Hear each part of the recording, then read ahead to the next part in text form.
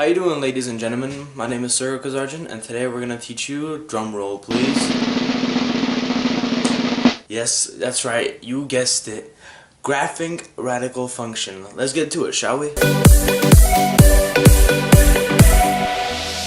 Okay, ladies and gentlemen, today we're gonna teach you how to graph radical functions. So today the function that we are going to be graphing is going to be f of x f of x equals square root of x plus 4 minus 3. Alright, so today this is going to be our equation that we have to graph. So first, what I always do, and what you should always do too, to make the x and y chart. So x. Then in this case, I actually put x, and after x, I put square root x plus 4. Then I do minus 3. Because this is the square root x plus 4 goes here, and then minus 3 goes here. I'll explain in 1 second. After you wrote this down, and you wrote your x values down, I'm going to explain exactly why I chose these x values. I chose these x values because these, if you plug them into here, they'll make a perfect square root, and it'll be super easy for you to move on from that. So 0 plus 4 equals 4, square root of 4 is 2. So you work out the math and you get this. So then after you get this done, then you proceed to take these numbers right here and subtract 3 from them.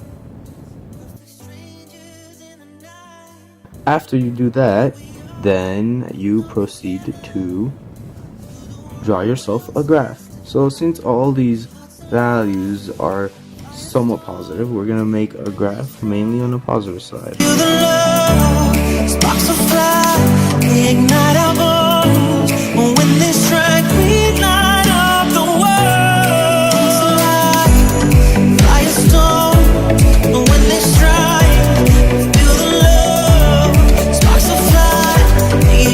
So after you have these done, right, what you're going to do is plot only the x and the last value. You can totally forget about these because these no longer exist. So what you want to do, right, is simply plot them.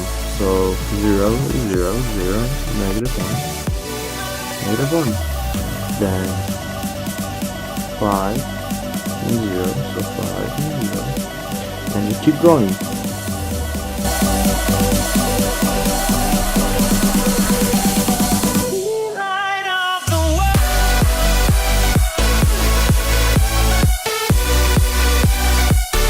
So after you plot them, what you want to do is nicely connect the dots like that. Perfect.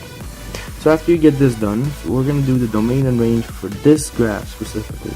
So your domain is, remember, when it's going this way, and then range is when it's going this way. So your domain, so starting this way, are we hitting the line yet? No, no, no, no. Yes, we hit it at 0, right? So we're going to do 0, comma, and this is going to go, it can extend on forever depending on how many digits I have in this in here. So 0, comma, infinity. Then for range is up and down. So are we hitting it down here? No, no, no, no, no. We come up to -1. That's when we start to hit it. So we do -1, comma, infinity, because it will always rise forward depending on, like, once again, how many values you have here already written for you. Okay, ladies and gentlemen, and now we are back for part 2 of how to solve radical equations with simplifying.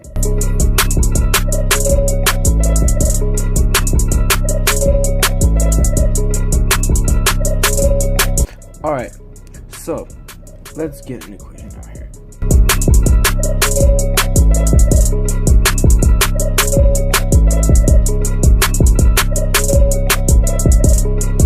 So what we're gonna do today is I'm gonna show you guys how to simplify this equation right here. So first, what you want to do is you see what perfect squares go into this. At least one of them has to be a perfect square. So 3 is a perfect square and 16 is a perfect square. I lied. 3 is not a perfect square. 16 is. I'm sorry. Then we have 4. So see this 12, you have to break it down to at least have one of them in a perfect square. So we're going to do 3 and 4. 4 is a perfect square. Then for this, we're going to do minus, bring the same sign down. 3 square root 9, perfect square, square root 3. 3 times 9 equals 27. Simple.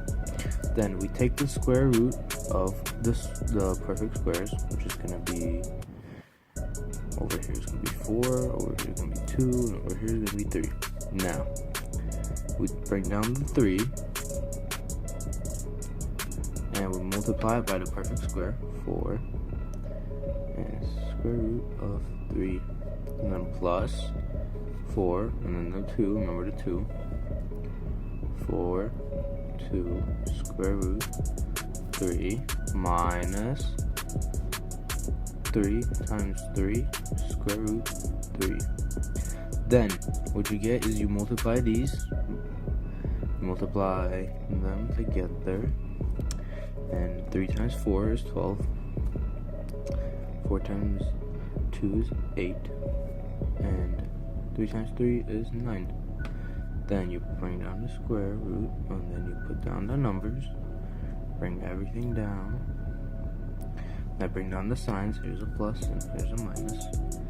Then, from here, the like terms, you just add and subtract. So it's gonna equal 2. You do 12 plus 8 equals 20. 3, and then subtract 9. So minus 9 square root 3, and then it equals 11 square root 3. And that is how you simplify it. So hopefully today you learned something new, or maybe you even improved your skill in something that you already knew. Alright, thank you. Have a good one.